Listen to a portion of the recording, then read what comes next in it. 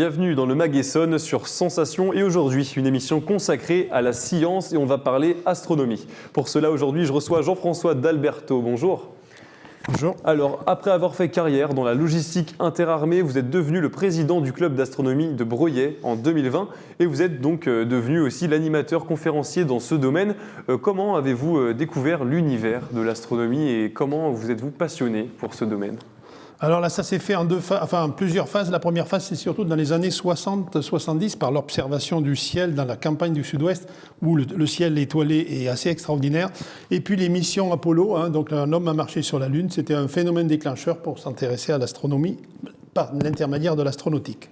Vous avez parlé du ciel étoilé dans le Sud-Ouest. Qu'est-ce qu'il y a de si spécial dans ce coin-là justement ? Alors c'est relativement simple. Dans pas mal de régions du Sud-Ouest, il n'y a pas de pollution lumineuse, ce qui permet d'avoir la totalité, contrairement à ici, d'avoir la totalité de la sphère céleste. Ce qui n'est pas du tout le cas de la région parisienne. Absolument. Quel est le meilleur moyen pour vous, selon vous, pour se former et pour apprendre dans le domaine ? Alors moi, je n'ai qu'une réponse, parce que c'est la réponse majeure, c'est rejoindre un club d'astronomie. Il y en a beaucoup dans l'Essonne, il y en a peut-être 5-6, je ne sais plus exactement combien il y en a.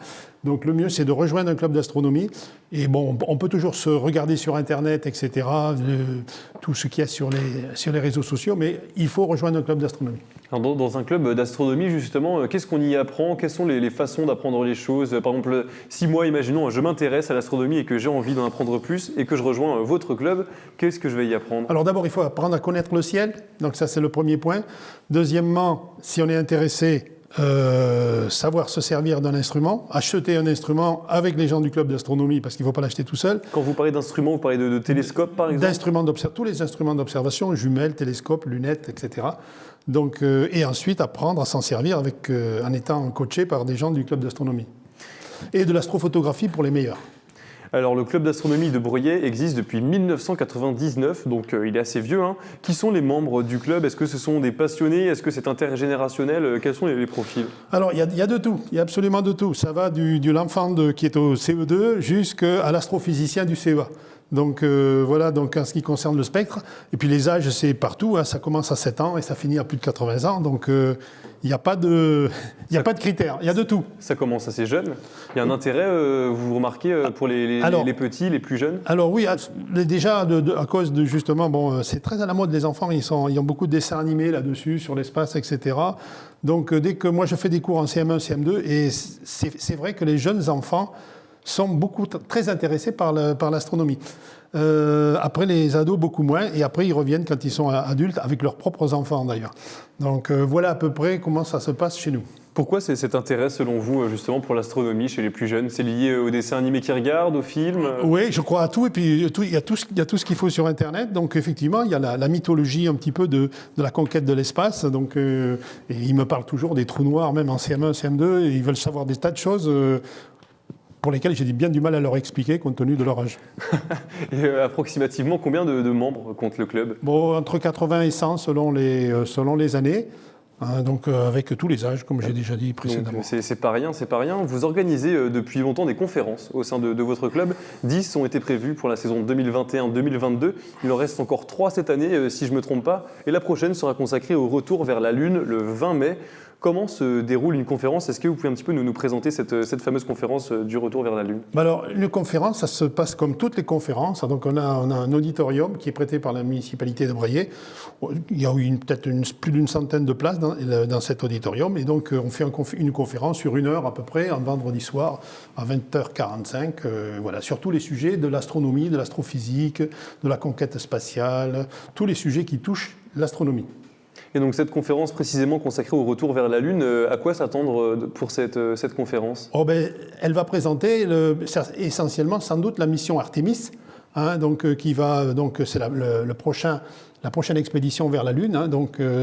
C'est le fameux retour depuis les missions Apollo. Donc on avait quitté la Lune, mais là on va y revenir par la mission Artemis. Donc elle va expliquer les différentes phases de cette opération. Une opération, je crois d'ailleurs assez spéciale, puisqu'ils ont prévu d'y rester d'ailleurs sur la Lune. Est-ce que ça sera dès le début ou progressif ? Pas du tout. Non, parce que là, ça sera beaucoup plus long.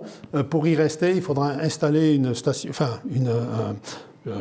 un lieu, il faut choisir un lieu très particulier pour lequel on pourrait avoir de l'eau, on pourrait survivre, etc. Donc ça ne sera pas tout de suite, hein, c'est sûr. Ça va être une longue histoire. Qui choisit les sujets généralement de ces conférences? C'est nous, entre nous, le conseil d'administration du club, en fonction des événements astronomie ou d'astronautique, on tape sur les différents sujets.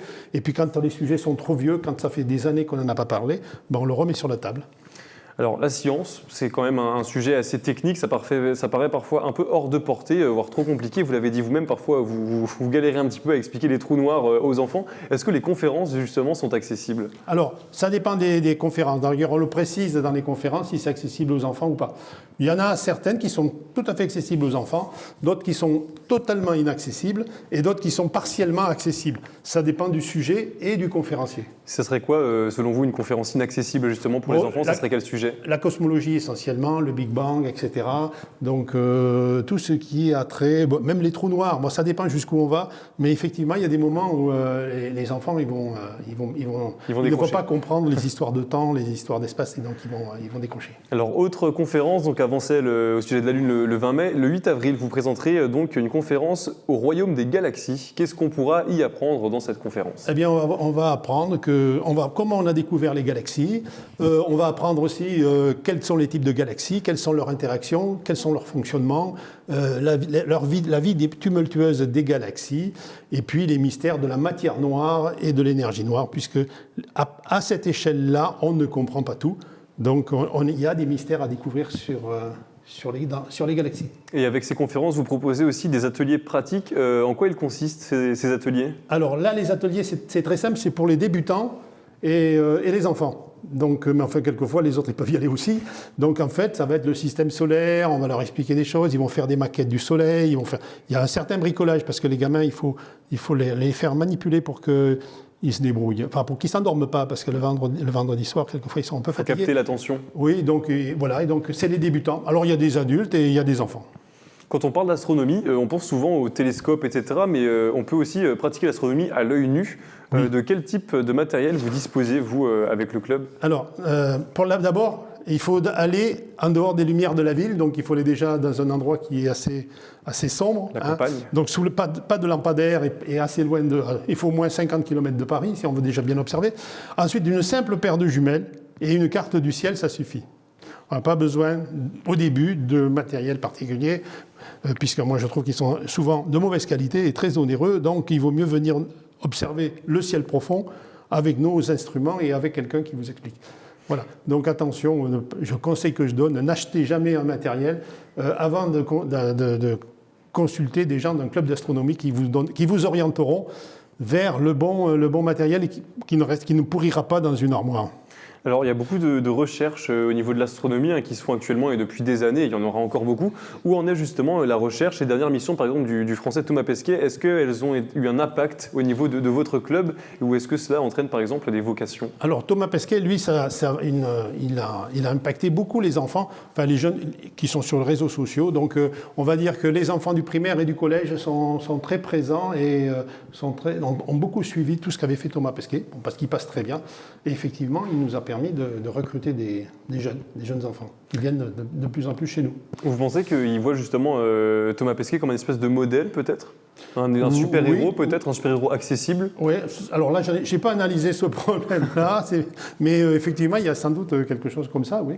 Alors, vous faites aussi également quelques sorties, et cette année, vous envisagez des vacances astronomiques à Lantillac, dans le Lot. Pourquoi cela peut être intéressant pour vous de bouger? Pour voir quelque chose, parce qu'ici, on ne voit presque rien. Pour avoir quelque chose ici, il faut descendre jusqu'à Butier, près de Malesherbes, pour commencer à voir les étoiles correctement.